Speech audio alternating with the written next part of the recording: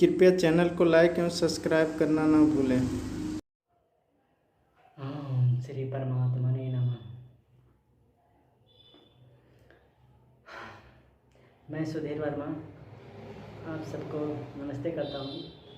दोस्तों, योग क्या है आज हम जानते हैं। योग क्या है, योग हमें क्यों करना चाहिए, योग के हमें क्या फ़ायदा है, आइए जानते हैं। श्रीमद् भागवत गीता के अनुसार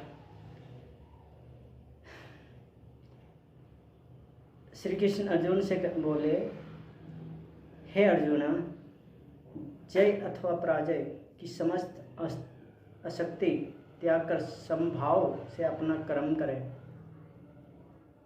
समस्त योग कहलाती है समभाव। जय अथवा पराजय की समस्त अस्तित्व त्याग कर, मतलब जीतने और हारने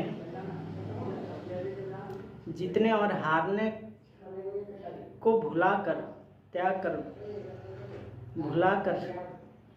सिर्फ और सिर्फ अपने दिमाग को अपने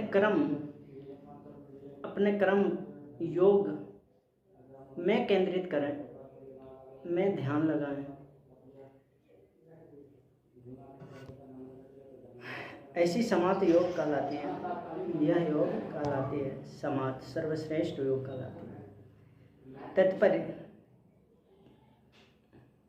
कृष्ण अर्जुन से कहते हैं कि वह योग में स्थित होकर कर्म करे। और योग है क्या? योग का अर्थ है सदैव चंचल रहने वाली इंद्रिया को वश में रखते हुए।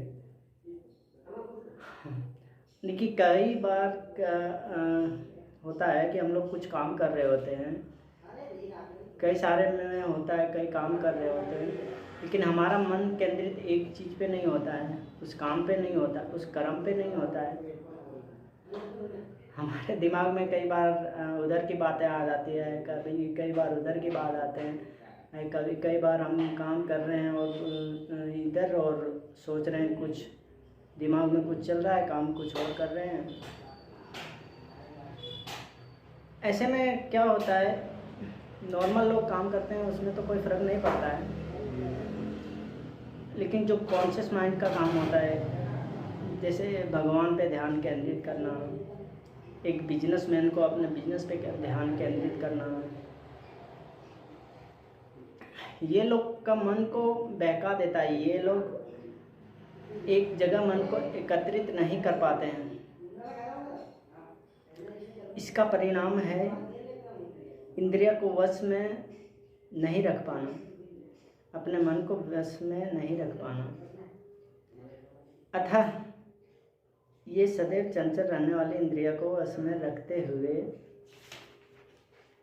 परमात्मा में मन को एकाग्र करना सीखें। भगवान पे ध्यान लगा के मन को एकाग्र करना सीखें, मन को केंद्रित करना सीखें।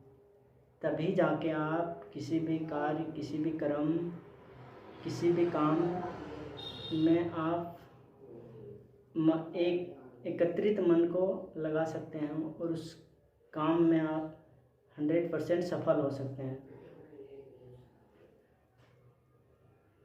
एकाग्र करना। और परमात्मा कौन है? हालांकि परमात्मा में भी आप ध्यान लगाते हैं तो बहुत अच्छा कार्य करते हैं,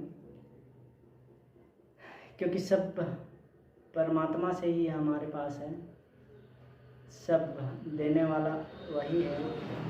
तो उनके लिए भी कुछ टाइम हमें निकाल के अपने मन को एकाग्र करके और उनका भी ध्यान करना चाहिए, और उसी से हमें और बढ़ने की शक्ति मिलेगी।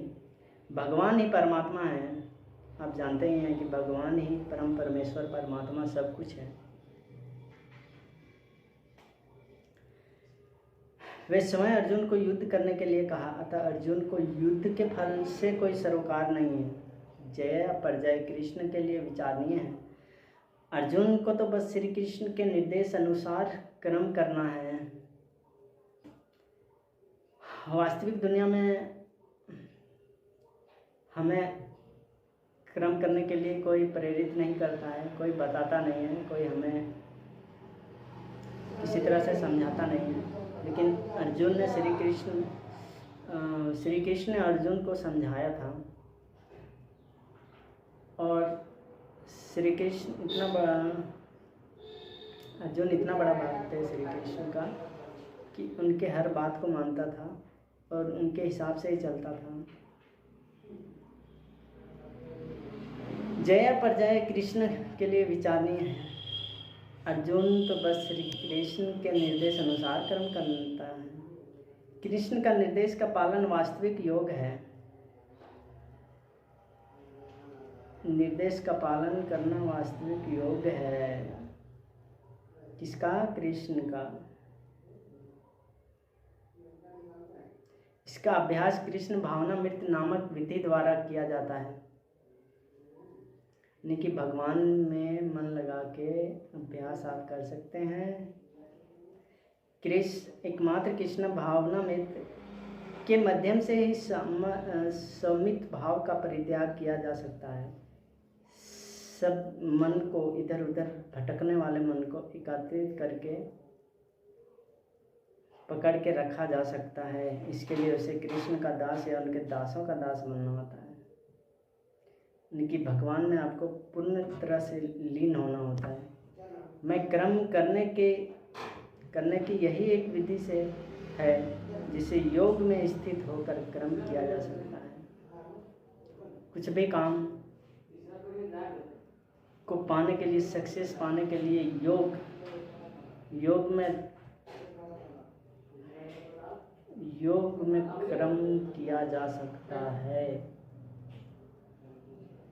मन को एकाग्रित योग करके किया जा सकता है।